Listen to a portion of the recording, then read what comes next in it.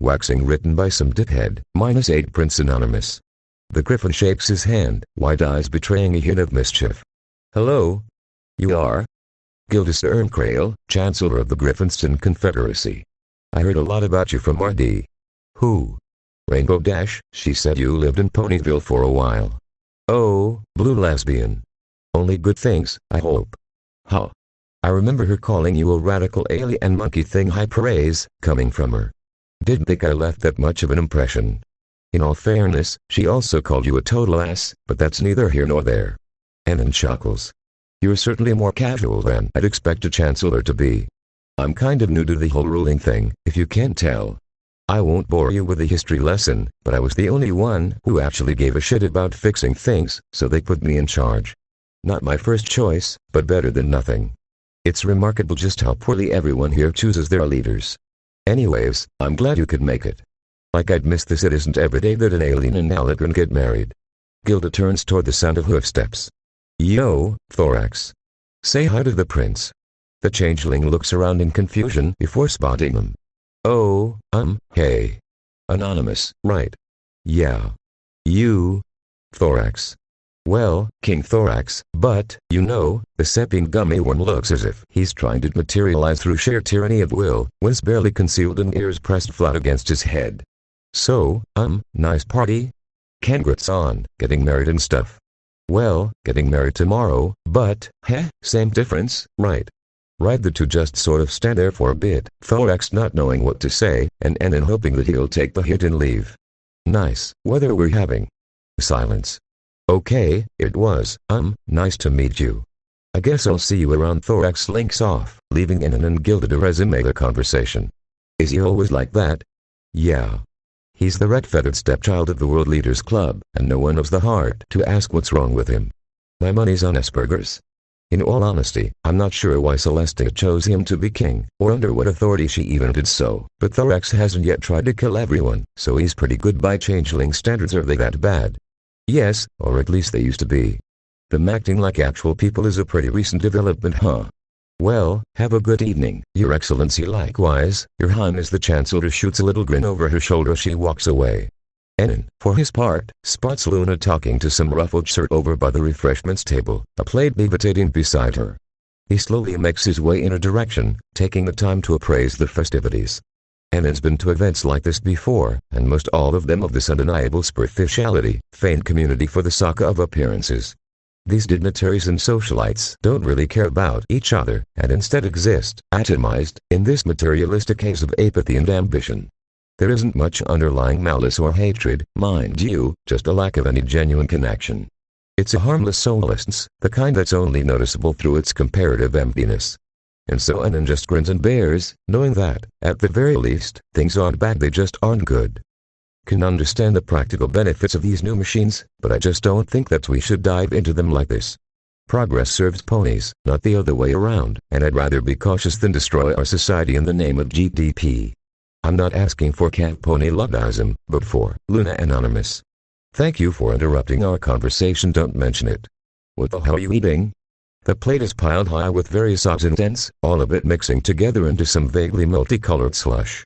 Food in the barest sense of the word, yes. Why are you eating that? I felt like it. Not entirely sure why, but I am enjoying it nonetheless. Right, Enon turns to the stallion whose argument he just beat over the head with a 2x4. Sorry about that, Mr. Old Flash. I'm the provost of CSGUL, I'll leave you to it. Trying to entertain myself, you see I don't really enjoy these sort of things. Perfectly understandable. Have a good night. They part ways, and Enon starts walking, not particularly caring where he ends up. That's the worst thing about these events. The directionlessness, the utter lack of purpose beyond eating and talking. He's drawn from his thoughts by the clearing of a throat. Prince Anonymous, it is a pleasure to meet you. I am a dude, Negus of Zbrika. He's a racist caricature given equine form, his neck enclosed by golden rings and nose run through with a chicken bone. Enon barely manages to keep a straight face as he reaches out to do an awkward hoop bump. Charmed. Enon wonders how exactly these ponies know the bridal chorus. Is there a horse Wagner out there, happily writing operas about fat women and Jews? Is this planet some weird universal sinkhole of puns and pop culture references? Is it merely a bizarre coincidence? Whatever the case, it really weirds him out, and it took quite a bit of willpower to suppress his utter bafflement when the song started playing. The hall is resplendent in the light of a midday sun, winter clouds clear since sun, perfectly positioned by Celestia herself. Blue and white banners hang from marble columns, the attendants clad in all manner of finery. If Annan and Luna actually cared about this sort of thing, they would declare it the perfect wedding. As she walks down the aisle, Luna eyes the smiles of the crowd, the teary-eyed joy of her sister, the unrestrained joy of her niece. Even she herself has to admit a certain contentment, a deep happiness at the thought of what is to come. Luna reaches the altar and positions herself across from Anonymous. Cadence steps forward, taking a breath as she prepares to read the vows. Friends, we are gathered here today to witness the union of our dearly beloved. The two become lost in each other and feel at peace, feel hopeful, feel that their lives have finally found meaning.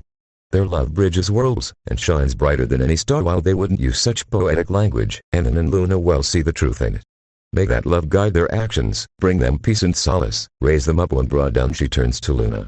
Do you accept this man to be your lawfully wedded husband, to hold and support him, to live as one in harmony?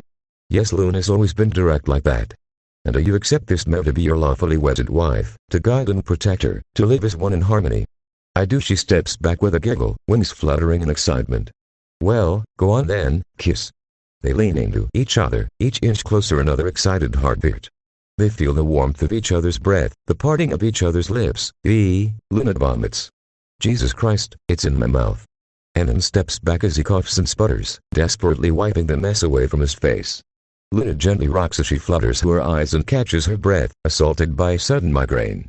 Auntie, are you all right? Oh dear. That was sudden. You all good?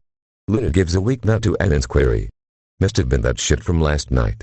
Fucking hell, do we kiss? Or, it isn't actually the kiss that makes it official, it's the response to the vows. You're married, Congrats. We should get a doctor for Andy, make sure it's nothing too serious. I'm fine. Just nausea. Been happening, often, but under control. Luna, seriously, you need to tell me about these things. Is there anything else? Beyond cravings? No. Annan stares at her with growing dread. Cravings, yes. He turns to Cadence. Is there a spell that, you know? She gives a slight nod, as if any sudden movements would cause the room to explode.